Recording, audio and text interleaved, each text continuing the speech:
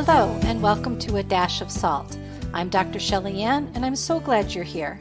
Whether you stumbled upon this podcast by accident or you're here because the subject drew you in, welcome. SALT is an acronym for Society and Learning Today. This podcast was created as an outlet for inviting fresh discussions on sociology and learning theories that impact your world. Each episode includes a wide range of themes that focus on society and everyday learning, whether formal or informal. So let's get stuck in, shall we?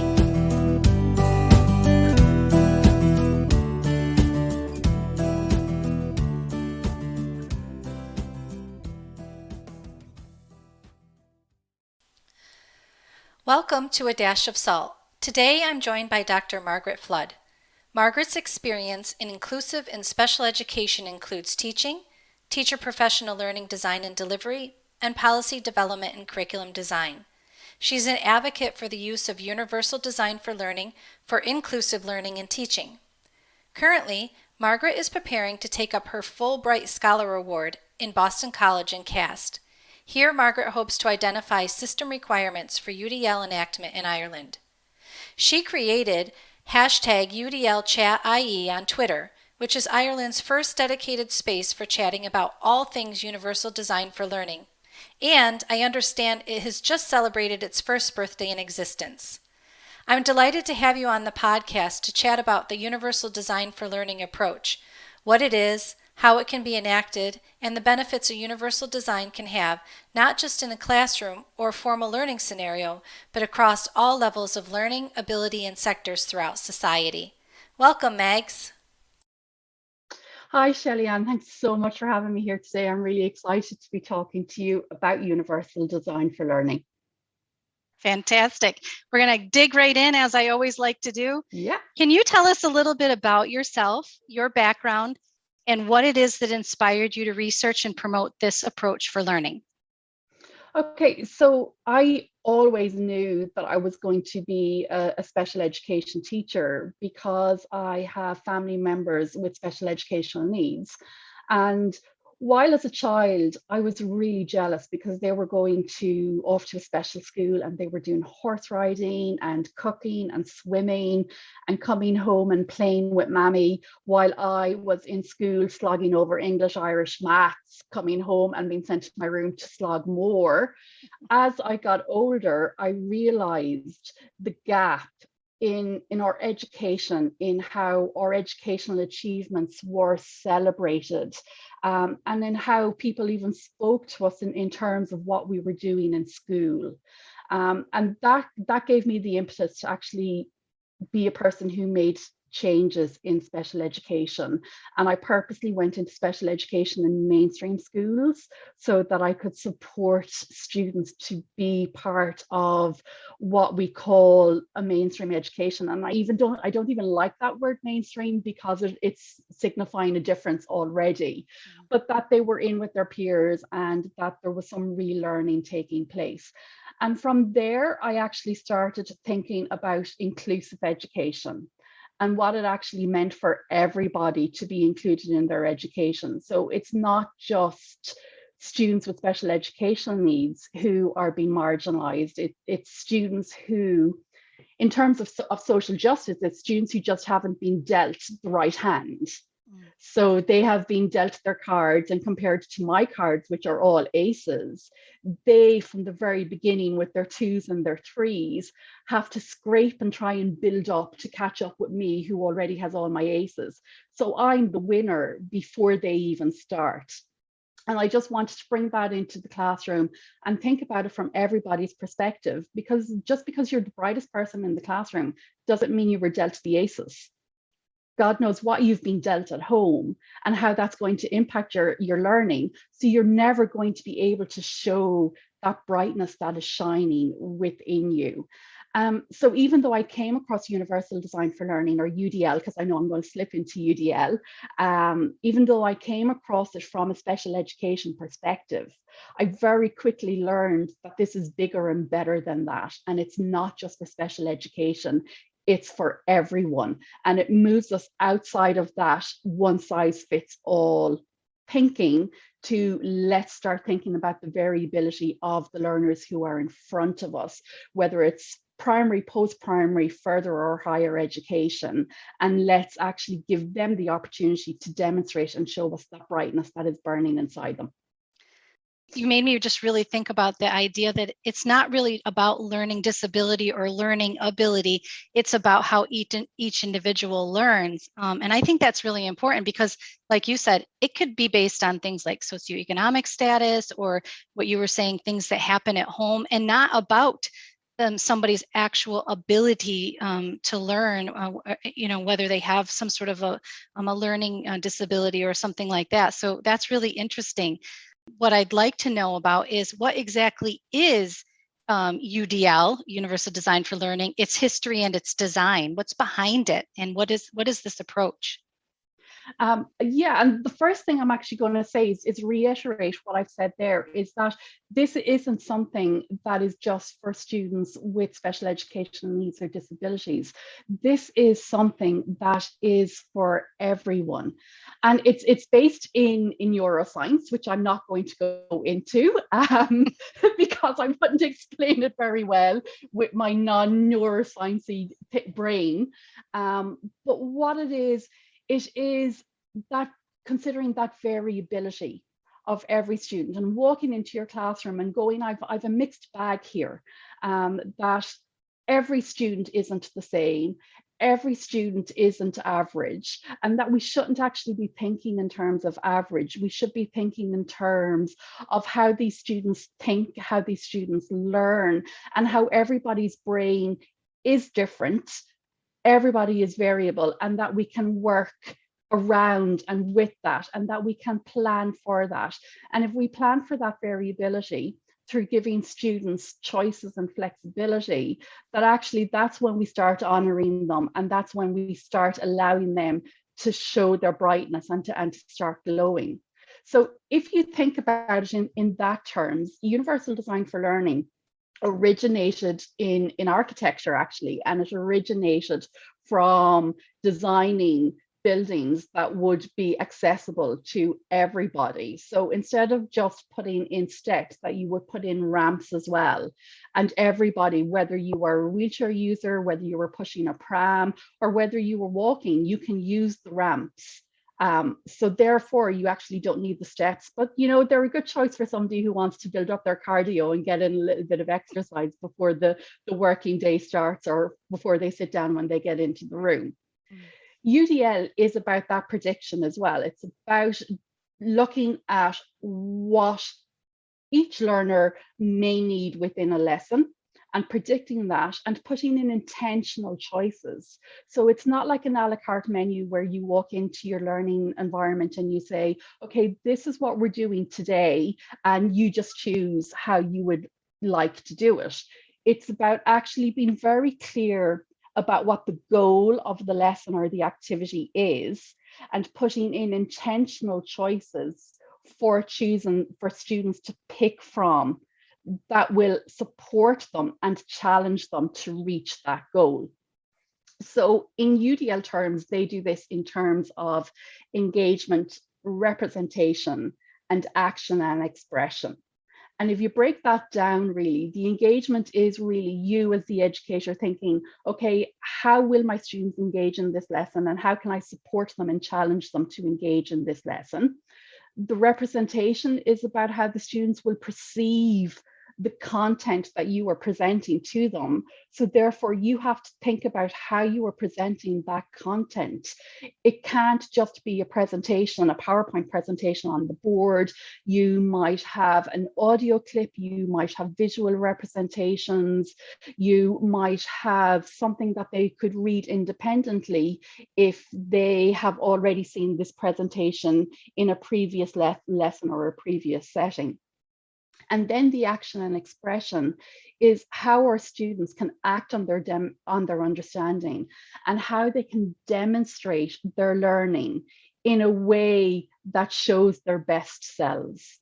So not in a way that we traditionally think and value is the best way to do it, i.e. writing something, but that we give them the choices, again, intentional choices that work with the goal that has been set for this lesson. And that is how you get your students engaged, how you get them to progress with their learning, to want to learn more, and to be able to show you where they are at. And that showing you where they are at, for me, is one of the most important things in UDL, because when we know where our students are at, then we can support them and we can challenge them. And we're never saying, okay, you've learned everything you can learn today. So for me, and I know you've heard me talk about this before, Shelley-Ann, it really is that glass half full kind of thinking. I am presuming my students have competence, and now I want to know how I can support and develop their competence and allow them to challenge themselves and come back and show me more of what they've learned so that I can challenge them again. I love it. I think it works for everyone. And it is that variability going in. Your classroom is a kaleidoscope of colors. It's not just green. I love that. If you don't mind, I want to put you on the spot really quickly and just ask you if you can maybe provide just a couple of quick examples of what you were talking about, how students, that idea of how they can act and how they can demonstrate their learning. Can you provide us with a couple of quick examples as to what that might look like coming from one student or another? Okay, so if we just go to the action and expression, so how they can demonstrate their learning, let's go to the English essay. I'm going to give you an example. Okay. I was an English teacher as well as being an SAT teacher. So you're doing Romeo and Juliet, and they have to give you a review of that. What do we ask them to do as teachers? We ask them to write an essay. Yeah. Okay, is that actually the best way for the student to demonstrate their understanding of Romeo and Juliet? Is the goal for them to be able to write quickly in a 2-hour exam? Or is it to do that demonstration? And if it is to do that demonstration, can they do an iMovie? Can they do a poster presentation? Can they pair up with some of their classmates and do a role play? Can they do a poem about it? There's so many different opportunities for them to be able to do it. I actually once saw a student come back with a comic strip of Romeo and Juliet. It was so cool. So that student showed creativity, showed artistic skills, showed how to be able to condense a sentence or a scene of Romeo and Juliet into 1 and 2 liners, because we know that's all you have in a comic strip, and demonstrated that they completely understood what the background and the history and the character developments of Romeo and Juliet was in this beautiful, beautiful comic strip display. I learned so much about that student that I did not know when I offered choice. The thing that I think that strikes me about that is when you were saying it allows that creativity, and I think it must do so much for a student to be able to have that for their self-image, and to be able to have that ability to demonstrate an achievement, or to be able to have the autonomy to say, this is how I want to show you what I've learned. And it's a beautiful approach and a beautiful way to teach, I think. So why is it important then for educators to understand and enact this approach to learning? Okay, so there's a couple of reasons for this. As you're aware, Ireland has signed up to the UN Convention of Rights for People with Disabilities.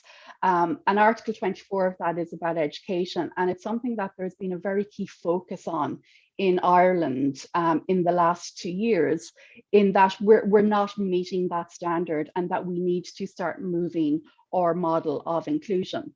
Now, again, I know it's based in the disability and the special educational needs, but actually, if we take what organizations like the National Council for Special Education have been researching, which is models in other countries based on UDL, we can see again that this actually does have an impact on everybody in the classroom. So if we want to prepare our mainstream teachers, for want of a better word, to be able to welcome and to meaningfully engage students of all varying abilities with varying skills, creativity, artistic, whatever it is, into their classrooms, that they have to have some sort of approach that not only works for the students, but also works for the teachers as well. And at the moment, what we are doing in classrooms is we are differentiating. So we're making our plan. So again, think of your classroom. Shelley Moore, a Canadian person who I just love how she talks about inclusion, talks about teaching to the green. And if we walk into our classroom and we just think that all of our students are average, so they're all just green, and we might have one or two blues who are special education needs, we might have one or two yellows who are gifted and talented, and we might have a red student who is learning English as a second language. We're going in and we're seeing green, and then we're planning for green. And then what do we have to do? We have to retrofit the plan, because we've only planned for green. So we have to plan it up or we have to plan it down, which really aren't very nice terms to be using when we're thinking about planning and learning and teaching for our students. So if we go in and we think I've got purples and yellows and greens and yellows and all different colors, then you're going, I actually need to be prepared as the educator going into this room. Mm-hmm. And the best way I can prepare is to say, there's variability and diversity in this classroom. And now let me put in the choices for those students to be able to do it. So that is the reason in a nutshell. It's going to be time consuming for the teachers in the beginning because you're getting used to this. And I have to be honest and say, when I first started tinkering with UDL, I was putting in like 15 choices where I only needed 5. So that took me hours of planning. But once you get into it, you will find that it really, really works. Somebody else who I follow, Frederick Fauvet, another Canadian actually, talks about UDL being the translation of the social justice model into actual classroom practice. And that's what we need to see this as an approach. And it's not a strategy. So it's not a one size fits all. It's an approach where you're pulling in other strategies that is translating that model of social justice into concrete classroom practices that benefit the students and the teachers alike. So I think this speaks very much about the student as an individual with unique needs and meeting them where they're at in those needs. What do you feel that teachers need to be able to enact UDL in their schools and in their classrooms? Such a good question. And they need right now in Ireland a lot. So to be honest, there is no formal policy structures for UDL. Differentiation is still the go-to. So to begin with, the policy does need to reflect the changes that are already happening in schools. And the policy then needs to dwindle down into professional learning for teachers. I mean, you know, from working with your own students in college, that if they don't see the benefits of what you're teaching them, they're not going to follow through on it. And all of the research, and it was even in my EdD research, which was on CPD for inclusive practices, showed that if the teachers don't see the benefits to their students, not even themselves, but for their students and in positive benefits, they're not going to follow through on it. So it's really important that we are building teachers' beliefs in something. And to do that, we need to give them the knowledge. We also need to give them the skills and the opportunity to do it and come back to another session. And I suppose that's one of the downfalls that I see in a lot of CPD in Ireland, is that they're often, particularly when it comes to special educational needs, they're often one-stop shop sessions, and then you go and you have to figure it out all of yourself. And again, coming back to my own research in the school I was in, that's what the teachers found. So my research was actually inclusive practices for level 2 learning programs. 2 teachers went out for an optional CPD on the level 2 learning programs, had the responsibility of coming back, giving all of that information to their teachers. So the information was being diluted by the time it went to the rest of the teachers. But a school that they embraced it, they wanted to try it, but because there was no more training for them, they lost the momentum and were nearly back at the beginning by the time that I came into them. Like they were going, please come in and help us get this off the ground, because we only got 2 teachers sent out and then a 2-hour whole school induction. So if that happens with something like UDL, teachers aren't going to know where to go next or what they can do or how they can tease out the challenges and the barriers that they're going to encounter. And I know UDL is all about removing barriers, but when you're learning, you know yourself, you come across barriers and you need somebody to be able to tease that out with. So proper support is going to be essential for this to work itself through. And it was really interesting that in my own research, and I'm just going to pull up a page here, that teachers actually did talk about that. They talked about the benefits of the UDL, and they saw it as using UDL and building in choice from the beginning made my life easier.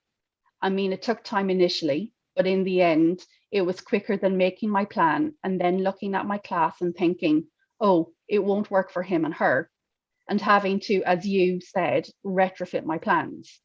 It worked beautifully with my classroom-based assessments, tic-tac-toe.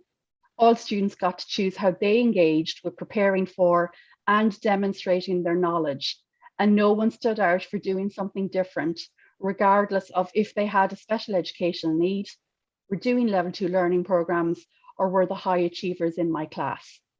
And a colleague then talked about how they were looking up UDL CPD from CAST, and that they were focusing on their representation and how much they loved that UDL was not about fixing the student, but making changes to remove barriers, but they had to proactively go and seek the support and seek the training, that it wasn't readily available for them. Yeah. And it seems that in some instances, from what you've just been talking to us about, that, often teachers are given these tools and maybe a really quick primer on how to use the tools, and then they're sent away. And so it's like being handed something and then not really knowing what to do with it. And not everybody is proactive in going and seeking and hunting and looking in further. And so there really is something to be said for the availability and the accessibility of resources for the teachers as well, for those who are teaching and trying to enact, UDL in their classroom. So is UDL only for educators though? No, and this is the joy about universal design for learning, is that because it's about removing barriers and because it's about choice and flexibility, it can be applied across the board. So you could have it in businesses, if you take the time focus out of the business and you put it to the task focus. Like if the job is done and it's done well, does it matter how the person gets there? So if you're traveling to Cork, for example, not that any of us are traveling anywhere at the moment, right? But if you're traveling to Cork, does it matter whether you take the train, the bus, or the car once you get there on time and you're prepared to engage with whatever activity that you're driving to Cork for? The GAA have a diversity and inclusion specialist actually working with them. A fantastic lady, Geraldine, I think she's there 2 years now, who actually attends UDL training and brings UDL into coaching skills and different things happening in the GAA, and has brought it to coach training as well. So that's one example in Ireland that I know of where it is outside the learning, as in the classroom environment, that it is actually working. Businesses, they're still talking about universal design, but in fact, they are using elements of universal design for learning. It's just that I think in a business world, universal design probably sounds more business-like because it doesn't have that for learning at the end of it, Yeah, because, we all get to a point sometimes in our lives where we think, I'm not a learner anymore. Absolutely. where I'm all done learning. And of course we all know that, I think it was Einstein who said, if you stop learning, you stop living, or something along those lines. But Absolutely. And David Rose, who designed UDL, actually says that we're on a continuum of learning from newness to routine. And every time we engage in something new, we're obviously back to newness. And this continuum is our journey to be expert learners. And actually, can anyone ever say they're an expert learner? Because there is always something new coming out, even in our fields, Shelly Ann. yeah. Like, we're both sitting here with our PhDs and doctorates, but like, we haven't stopped learning because something new has come out since we got that qualification. So we're constantly on that journey to being expert learners.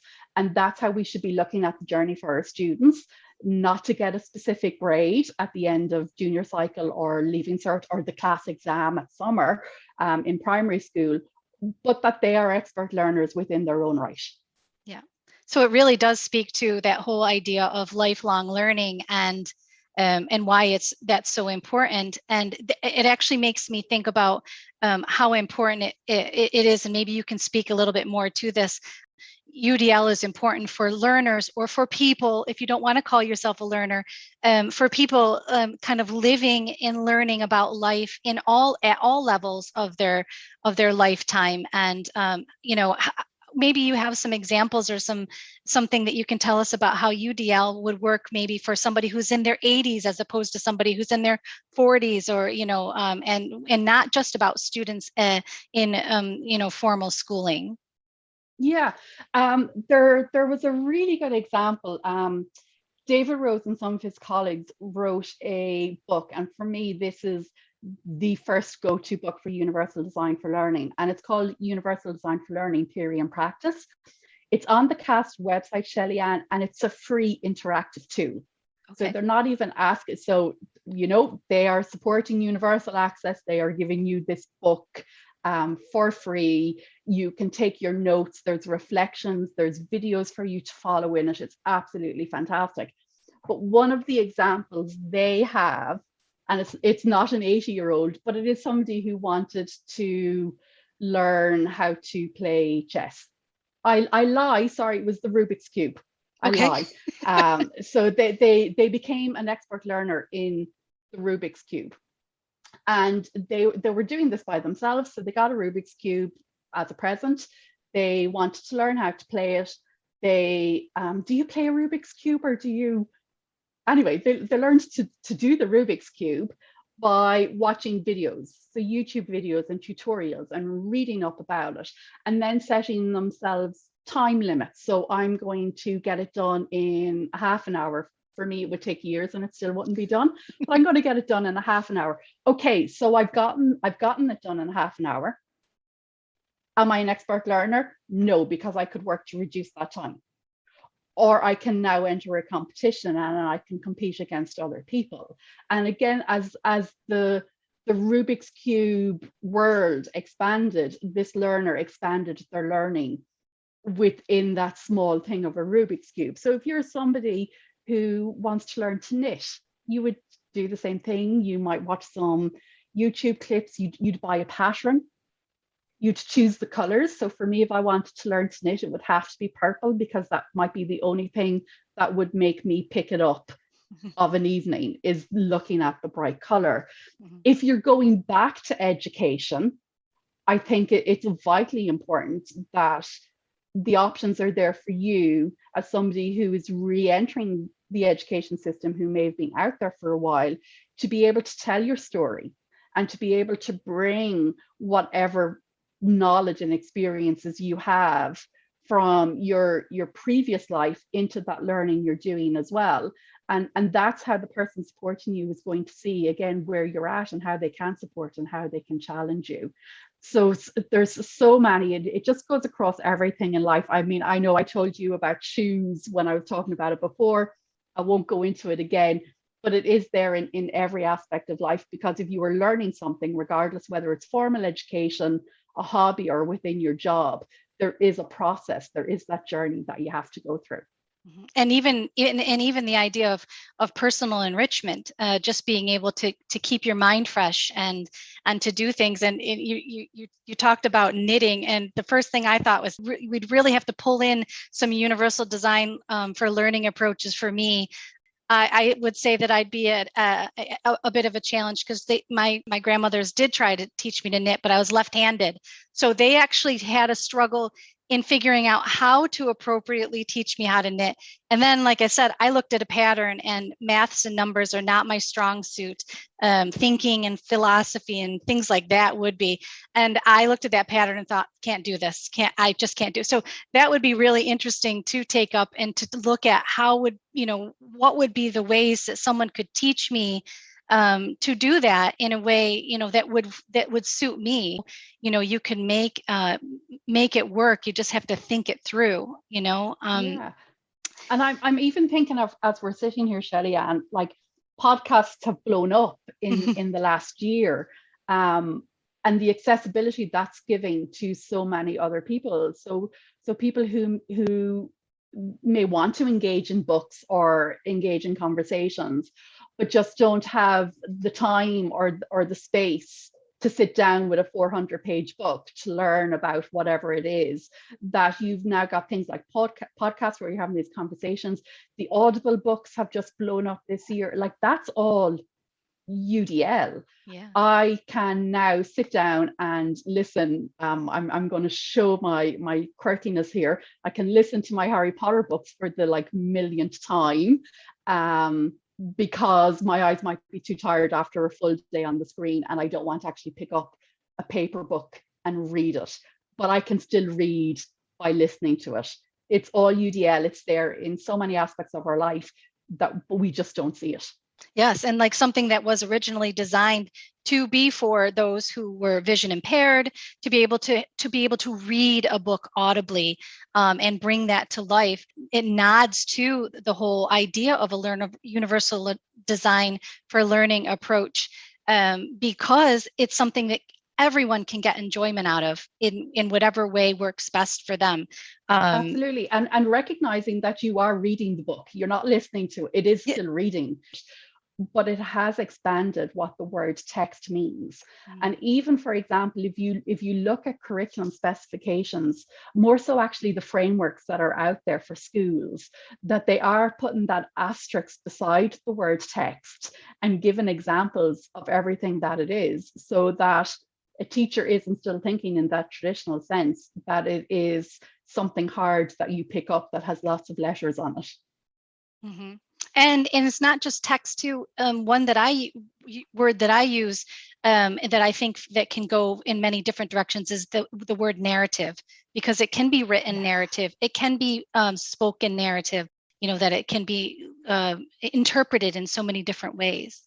Absolutely. So, and it shows us, like we've talked about social justice, but it shows, for those people who really do like to have a theory behind this, how it really fits into those construct approaches, particularly like social constructs and constructive alternativism, because it is about what we make of the world and how we perceive the world and the tools we use to be able to engage in the world as well. So that's so important. Yeah, and you actually just brought up a couple of things that were making me think about, how does UDL contribute to a culturally responsive environment?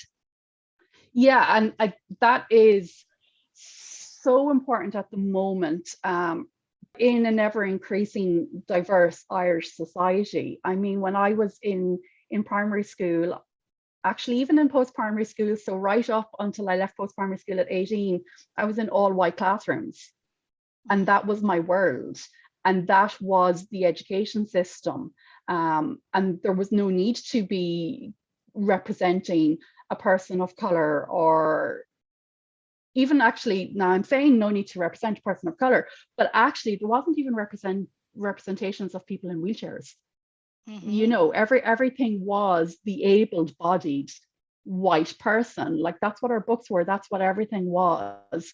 And I'm just thinking now in junior cycle, Wonder is one of the books in Junior Cycle, and as you know, that's about a young boy with a physical disability.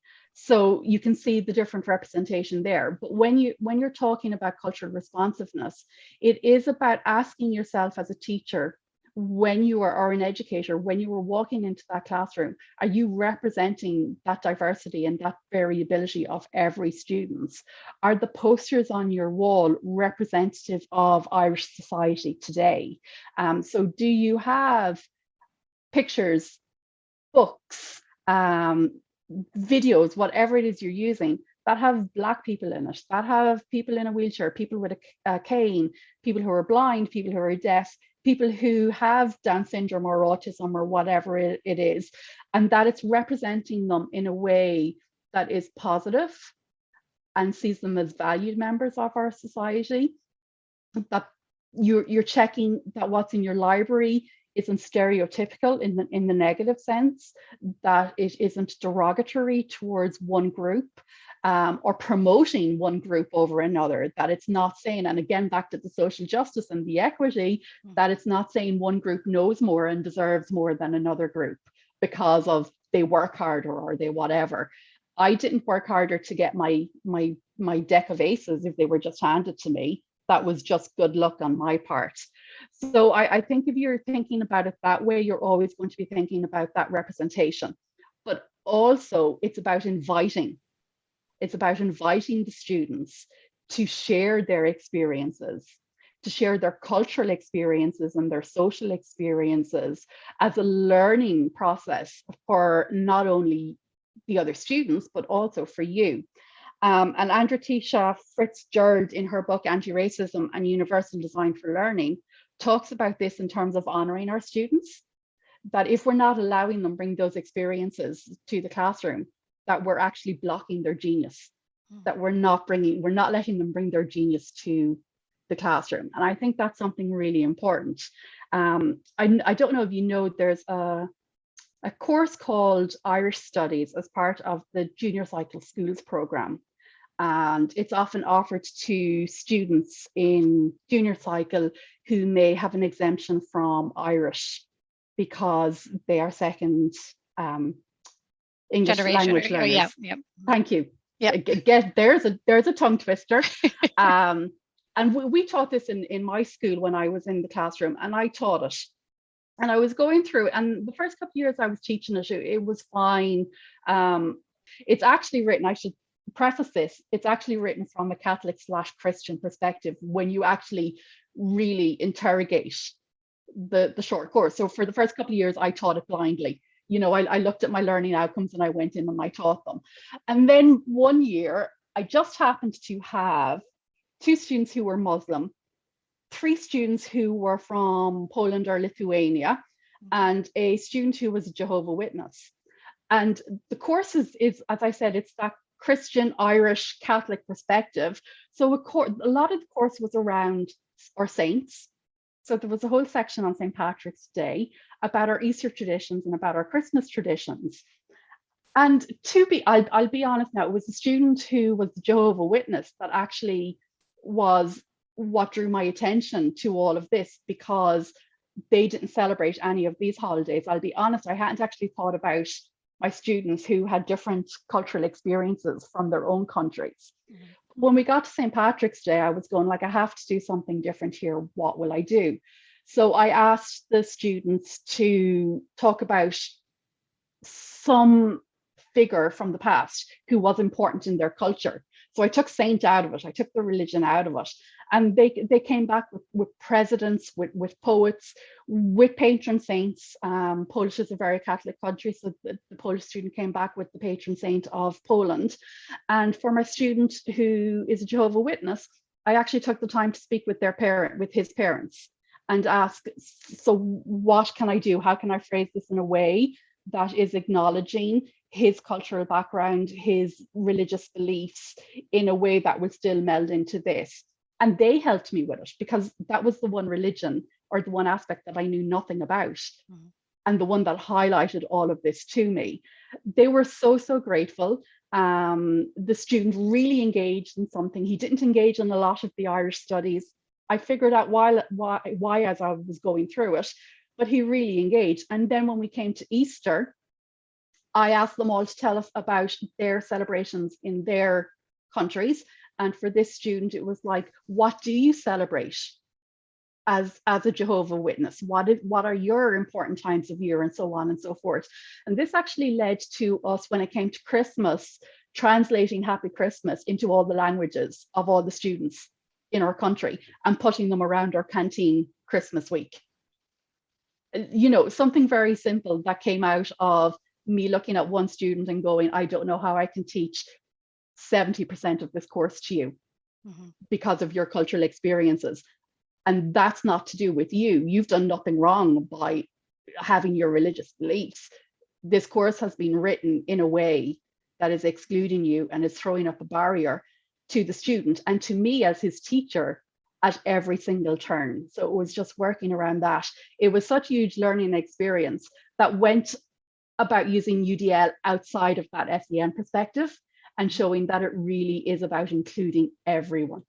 Yeah, it was more about equity and inclusion more than differentiation, you know, which we know is more of a bit of a medical model, you know, to the way in which we teach. But the one thing that struck me was the idea that the demographics and the fabric in Ireland especially is changing, and it has been changing over the last decade. With, you know, a lot of immigrants coming in and people from different backgrounds. While we have to, you know, we have to be able to teach this idea of global consciousness and the cultural awarenesses, what we need to do as educators is to make sure with teaching and the way you teach, must always be evolving. We should always be thinking about evolving. You know, you talked about in the very beginning, I just set to the task and did exactly what I was supposed to do for this particular, you know, lesson that I was to be teaching. But then as you grew in confidence and then you started gaining these awarenesses, you took that and then you started molding and shaping that for your students. Not for yourself, but for your students and their learning. And what a difference I bet that the way in which you impacted and made such a difference, you know, to them because of that. And when you think it really was that learning together moment. So instead of having 10 projects on St. Patrick that everyone in the classroom knew about, because who around the world doesn't know about St. Patrick? Right. But we learned about all of these different figures from different cultural backgrounds, from different societies, whatever it was. And it actually turned something that for me as a teacher was very boring to have to read 10 St. Patrick's Day projects for the 5th year running, to actually be learning something. And like at Christmas, I learned that the Polish, they share gifts over 9 days coming up to Christmas. So they have a 9-day run into Christmas. And everyone in the classroom was really excited about this and wanted to go home and tell their parents, well, do you know? And it was those little things that actually made our little group a community of learners and not just 10 individual students and one teacher all writing about St. Patrick or Christmas in Ireland or whatever it was. And then you were learning right along with your students, you know, which speaks a lot to that idea of, you know, involved learning and active learning and all of these things that, you know, that we as teachers should be thinking about. It's it's no more about just being in front of the class, teaching out to the class, but actually being involved in learning and letting your class and your students recognize that you're learning right along with them. It's that idea of learning at all levels.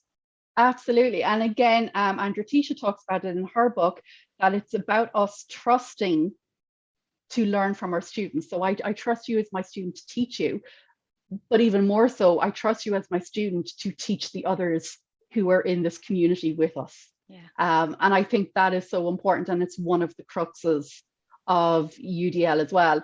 And actually, there's another book, and I'm just reading it at the moment. It's Equity by Design by Mirko Chardon and Katie Novak. And again, they're all talking about that finding that potential, that recognizing we all haven't been dealt equal hands, but working with the hands that we have. So in terms of, it's not equality where you got your hands and now we're going to give you all the same supports, because that's what equality is. And that's great because that works for those of us who are floating up on the top of that glass of milk. But for the others who are getting the equal supports for us, but we're still galloping miles ahead, that's never going to work. So it goes back to that equity, where we're putting the supports where they need to go, and we're doing it in a positive way. We're not doing it in this derogatory way. Oh, well, we just put the supports there, but there's no expectations. It's like tokenistic, tick the box. And Marilyn Cochrane Smith actually talks about that as soft equity. So it's just equity in name, but not equity in action. Whereas Mirko and Katie are really showing the concreteness of putting that equity into action through UDL and through cultural responsiveness. And they actually link the two beautifully in their book. It's that bringing it all together and making it real and meaningful for everybody who's involved in that learning community, including the teacher. And Megs, anybody who's been listening to you talk for the last 40 minutes can tell that you are just absolutely, not only are you passionate about universal design for learning, but you are absolutely brilliant, and you're so well learned. And in the very beginning, when I introduced you, I talked about the fact that you've received a Fulbright Scholar Award, which is quite an honor, and that you're going to be heading to the United States this summer to fulfill that honor and that award and that obligation. So first of all, congratulations to you. It is quite an honor to be a Fulbright Scholar. What do you believe that this award will mean to you or for you in the promotion of universal design for learning in the Irish context? Yeah, I am so excited to be heading over. I'm heading over in August, a year later than anticipated because of COVID. But actually, when we talk about us being like lifelong learners, I'm delighted that it's a year later, because I've learned so much, and so much has changed in the UDL world, even in the last year, that I'm now going to be able to go over and jump into that. So yeah, so I'm so lucky. My host is Dr. Richard Jackson in Boston College, who is also working with CAST. So he's the link person between Boston College and CAST. And they're absolutely amazing. I've been to some of their symposiums. So I will be going over to look at what UDL in its truest form really means, and to really be able to dig deep with those international experts on what UDL is. And I want to do this in an effort, if we are moving towards this model of full inclusion, that I mentioned at the beginning of our chat, if we're moving towards this, and if we are looking at jurisdictions that have based their model of inclusion on UDL, we need to be prepared for it. And it goes back to what our teachers and our schools need. We need to be prepared for it, and we need to be prepared for it at all levels. So at the macro, the meso, and the micro level. It's not just about us handing something to teachers and say, off you go, UDL it. It needs to start at the very top. So I want to go over and I want to tease out the system requirements for UDL in America. UDL was born, bred, and has grown up in America. So it's for the likes of me now to go learn as much as I can, contextualize it for the Irish education system, because as you know, every country has a different education system. UDL is one of the premises, and I can't believe I haven't said this earlier, is that it is contextual.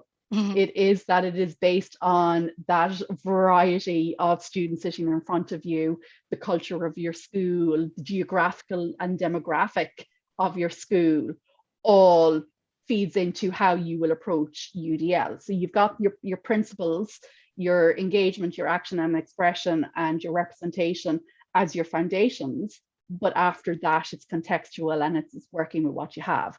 So I want to learn about all of that. I want to identify the system requirements, starting at policy and bringing it right down into the classroom. And then when I come back, because it's only 4 months, it won't all happen over there. But when I come back, start looking at a roadmap for enacting UDL in Ireland. It's already established in higher education, and they're making really good roads into it, but actually now getting it into post-primary and primary school and creating that roadmap.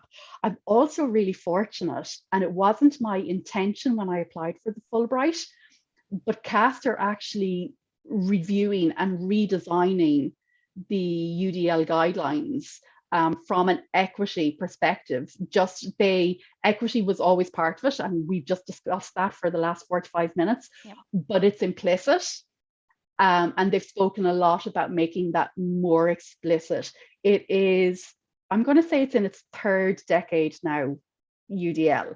So they're constantly going back and looking over it and moving with the times.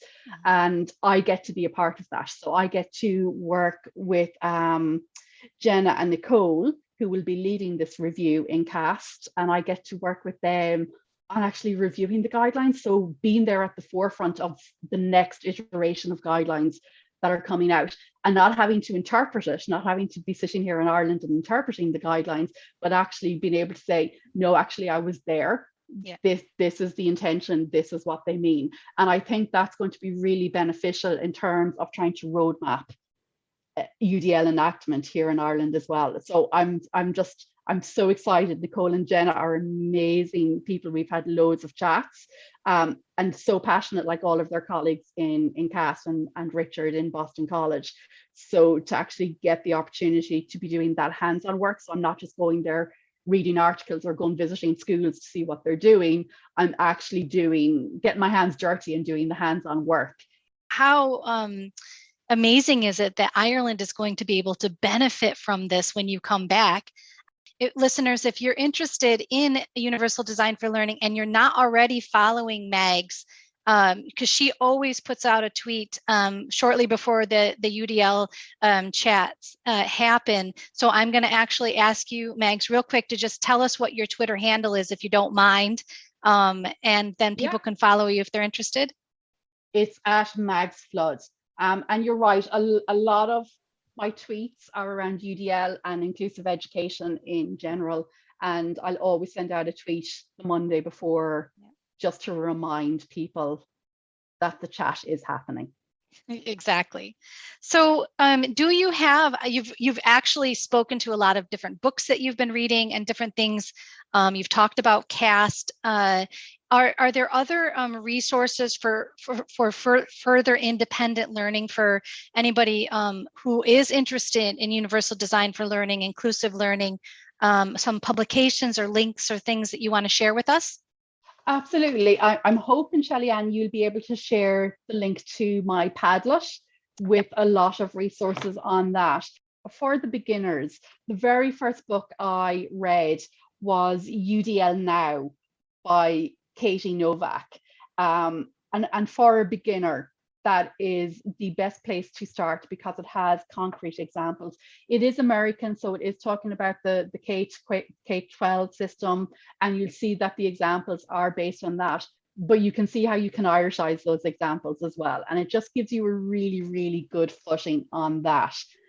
For teachers who are established in the classroom and who may know a little bit about UDL or may not, but are really interested in inclusive education, I would recommend a book called Unlearning. And the reason I'm recommending that book is because it talks about that change in mindset. And it's talking about, throwing out the bad, but keeping the good so that you can actually start being more inclusive. And they have a lovely diagram in the book that is the Unlearning Cycle. And it starts with talking about understanding variability, knowing your goals, two things which we've talked about today. And then what I keep calling upcycling every time I'm talking to Alison, one of the authors, is transform tried and true techniques. And that's really important in UDL, that it isn't about throwing out everything. There's some fantastic strategies that fit beautifully into the UDL concept or the UDL approach. Mm-hmm. So that is one that I would really recommend. And then I have spoken a lot about Andrew Teach's book, Anti-Racism and Universal Design for Learning. That book broke my heart and gave me hope all in one. And it's just a beautiful book in the true concept of UDL. It goes to equity, restorative practices, cultural responsiveness, and my most favorite part of it, honoring your students. It is all about honoring your students, and that is beautiful. And the one that I'm reading now Equity by Design, Delivering on the Power and Promise of UDL. As I said, I'm not actually able to read it in sequence because I keep jumping to different parts and places of it, but it's beautifully written, and in the style. I haven't read anything by Mirko before, but in Katie's style, there are concrete examples, and they've invited teachers to contribute to it as well. So it's not just the academic, although Katie and Mirko are both educators themselves, so they are on the ground, but they've invited teachers from the classroom to contribute to it as well. So there's loads of articles out there. It is a matter, like if you Google, you'll find more. But last and not least, there is CAST website. Go just Google UDL guidelines CAST. It will bring you directly to that page. The book I've talking about, UDL Theory and Practice, which, as I said, is free and interactive. Just log in. You can read it without logging in, but if you log in, then you get to keep all of your notes and stuff as you're going through it. So that, again, very UDL, very accessible approach. And then they have a sister website, I suppose, and I hope I'm going to get the title of this right, Design Learning or Learning Designed, Learning Designed. And they are offering free UDL badges. So you can actually do a beginner's course for UDL on that website as well. And they throw up loads of others. And one thing that I did want to bring up is, while you were giving us this lovely list of resources, I did Google what CAST stands for, and it's Center for Applied Special Technology. So Center for Applied Special Technology is what CAST is. And the other thing too that I wanted to mention really quickly is that, of course, the Teaching Council has a universal design for learning badge, digital badge, that you could also participate in. They run it several times a year. I think it's through AHEAD, actually. I think it's a Teaching Council sort of stamped. Is that right? That is run through AHEAD. So unfortunately, primary and post-primary teachers don't have access to that one. Before there was anything primary, post-primary on UDL, it was AHEAD. I went through for absolutely everything, even their conferences. I went to those, and then just as we do, translated it to my own practices at post-primary. So they are absolutely fantastic. But that course, just in case people run and get disappointed like I did. That is good to know. But, that's something to look forward to, hoping for your roadmap when you come back from the US is trying to get, more UDL approaches in and opportunities for training and learning for initial teacher education and for those who are teaching to be able to have those opportunities as well. So, Megs, any final words that you'd like to share with everyone before I bid you adieu? Yes, the website that I forgot while you were chatting, I was Googling. Oh, good. It's understood.org. Oh, yes. Okay. Understood.org. Yeah. What's really nice about it is that it's a blog style writing, I suppose, for the resources. So they're all very teacher friendly. People working for CAST contribute articles to understood.org. And there's lovely ones there on planning templates. And when I say planning templates, I don't mean something that you follow prescriptively, because nothing in UDL is prescriptive, but actually they give some really good direction just when you're starting. And just their articles are short and sweet and to the point, which is something that most educators appreciate. Wonderful. So Margaret Flood, Dr. Margaret Flood, AKA to me, Megs, thank you so much for being on my podcast and for talking to us about all things universal design for learning. I wish you the absolute best of luck heading to the US, and I cannot wait till you come back and to hear about everything that you've participated in and how much you're going to be able to give to the country of Ireland and to all of us educators here. So thank you. Thank you so much. Thank you so much. I've really enjoyed it. And thank you for listening to me ramble on about it. It was fantastic. What a wonderful day. Thank you.